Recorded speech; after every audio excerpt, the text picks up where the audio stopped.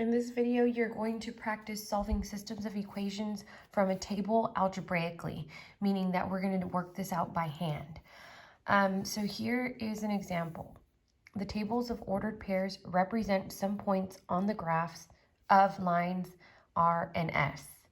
So here are your two tables. One table is you're given x is negative 1.5, 3, 12. Y is negative 1, negative 4, negative 10.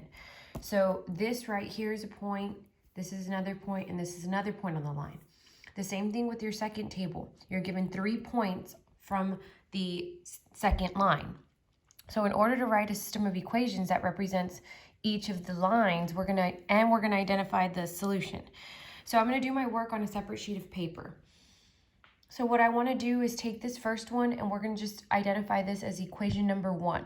We're going to find the equation of this line using slope formula. So I'm going to choose one point here and another point from my table. It doesn't matter which points you choose, just choose 2 points.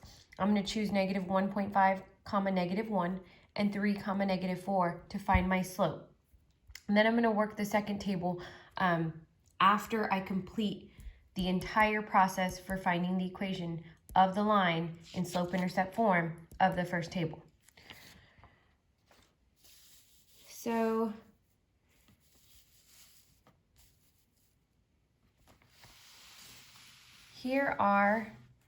here's the work in order to find the equation of the line for the first table. We're going to use our slope formula, m equals y2 minus y1 over x2 minus x1. So I'm going to choose 2 points first. And I chose the first 2 points in my table. After choosing those 2 points, I'm going to plug this into the slope formula.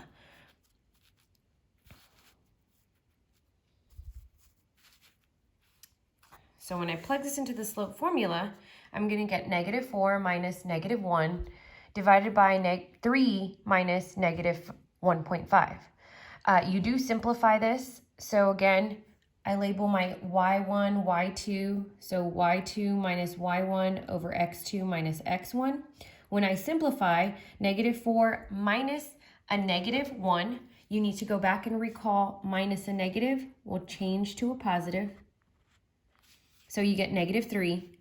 3 minus a negative 1.5 is really plus, so you get 4.5. Simplify that, divide, your slope is going to be negative 2/3. Once you identify the slope, now you have 2 options in order to find the equation of the line. If you know a point and the slope, you can use point slope formula to simplify, or you can use your slope-intercept form and find B to write the equation using B and your slope. So I'm going to show you both ways. And of course, this is going to be our second step, finding B using either formula, slope-intercept form or point-slope form. So on the left is slope-intercept form, y equals mx plus b. If you're going to use this, you want to recognize that you need a point and the slope in order to find b. I'm going to choose the first point in my table, negative 1 comma negative 1.5 comma 1, negative 1. And your slope we just found to be negative 2.3, 2 divided by 3. When I plug in my x, y, and slope, I'm going to have the variable b still in my formula. Because I don't know what b is, I need to find it. So I plug in my y value as negative 1. My slope is negative 2/3. And x is going to be negative 1.5. So I need to simplify and multiply these 2 numbers. When I do that, I'm going to get negative 2/3 times negative 1.5 is a positive 1. From here, I need to recognize that I need to solve for b. So in order to solve for b, I need to undo this operation right here. I need to move this positive 1 over to the other side. In order to move it over, I need to subtract 1 from both sides. When I subtract 1 from both sides, it's going to cancel on the right. And then negative 1 minus 1 is negative 2. And now that I've found b, b is equal to negative 2. I know b and I know m. I can now write the formula using slope-intercept form. Y equals negative 2/3 x minus 2. If you don't like using slope-intercept form, another option, this is going to be your equation for line number 1. Your other option is using point-slope form. When you use point-slope form, you're going to use y minus y1 equals m parentheses x minus x1. You need to recall you're going to plug in the value for y1, m, and the value for x1. So your point, I'm going to use the exact same point that we used in the previous example on the left.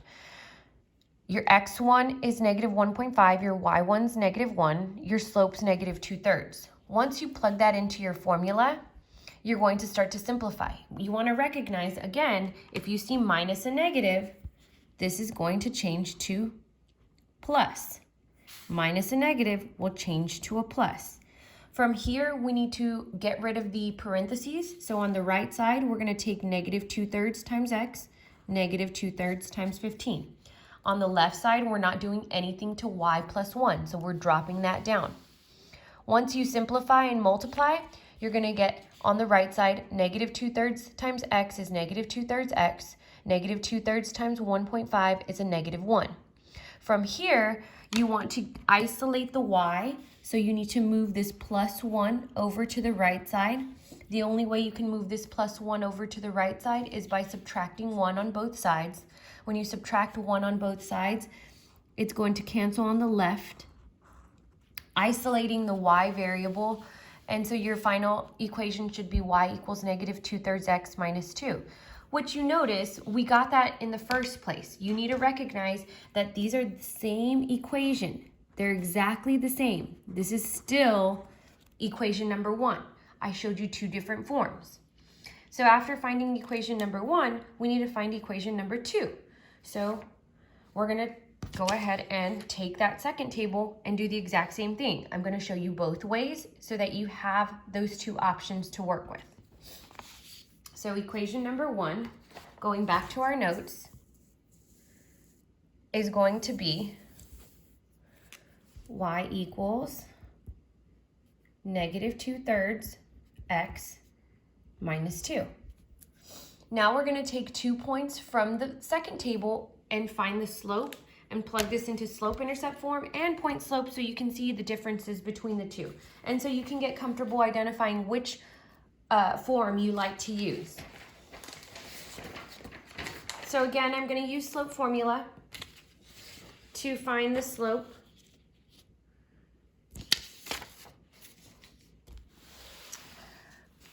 For the second table. So slope formula, y2 minus y1 divided by x2 minus x1.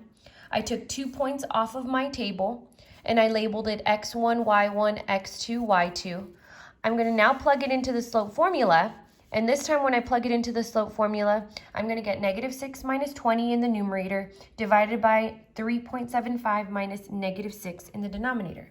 You want to recognize when you see minus a negative, again, this will change to a positive. Simplify, and you get negative 26 divided by 9.75, and this simplifies to negative 8/3. So this is my slope. Now I'm going to use point slope and slope-intercept form to find b. My second step is always finding b after finding the slope. So you have your 2 options, point slope form and slope-intercept form.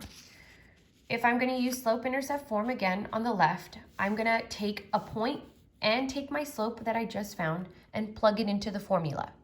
When I plug it into the formula, I'm going to get 20 equals negative 8/3 times negative 6, this is my x, plus b. I don't know what b is, so it's going to stay as b. Now from here, I need to recognize multiplication with the parentheses, so I'm going to multiply and simplify. So I'm going to get 20 equals 16 plus b. From here, I need to recognize I'm solving for b so that I can find out what it is to write the equation. I need to move 16 over to the left side to isolate b. In order to do that, I'm going to subtract 16 from both sides. When I subtract 16 from both sides, it's going to go away on the right side. 16 minus 16 is 0. And I get b equals 4. 4 equals b. Now that I have b and I have m, I can write the equation as y equals 8/3 x plus 4. And this is my second equation. If this is not the form that you like, and you like using point slope form, I'm going to show you that on the right side. So using point slope form, again, you need to recognize you're going to plug in your y1, your m, and your x1. And using the same point and, of course, the same slope from the previous step, we're going to plug that into y minus 20 equals negative 8/3 times x minus a negative 6. Again, minus a negative will change to a plus. So from here, I need to recognize that parentheses indicate multiplication. So I need to multiply negative 8/3 with x and negative 8/3 with the positive 6. I'm going to bring down my y minus 20. So I get y minus 20 equals negative 8/3 x minus 16. From here, I need to isolate the y variable, so I want to move this negative 20 over to the right side of the equation. The opposite of minus 20, plus 20 on both sides. From here, I simplify, and I notice that when I take negative 20 plus 20, it cancels out to 0, so I'm left with y equals negative 8/3 x plus 4. And again, it's the same exact equation. These are the same equation. I just use a different form in each one so that you can see which one you feel comfortable doing. So now that we have found our equation for both the first and the second one, we're going to go back and write the two equations and find the solution. So equation number 2 is going to be y equals negative 8/3 x plus 4. My solution is going to be when I see that these two lines intersect. If I'd like to graph this on a grid, I can graph this manually, but I'm also going to show you in the calculator as well. On a grid, if I were to graph the two equations, equation number 1 is negative 2/3 x minus 2. I start at negative 2, go down to right 3, down to the right 3. And then my equation number 2 is negative 8/3 x plus 4. I start at positive 4 and go down 8, right 3, and I don't have enough of this grid to graph more points. So once I do that, I can see that their point of intersection is 3, negative 4, which is their solution.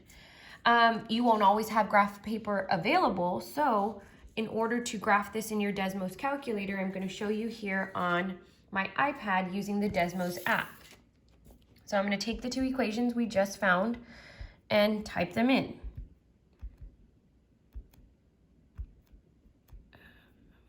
Let's see here. Y equals negative 2/3 x minus 2. There's one line. My second line is going to be y equals negative 8/3 x plus 4. When I graph those two equations, you're going to see on your grid their point of intersection. And you can tap on your screen and that solution should pop up. 3, negative 4. That's exactly what we came up with graphing it by hand. So the solution would be 3, negative 4. They have one solution because they intersect at one point. Now it's going to be your turn to try on your own.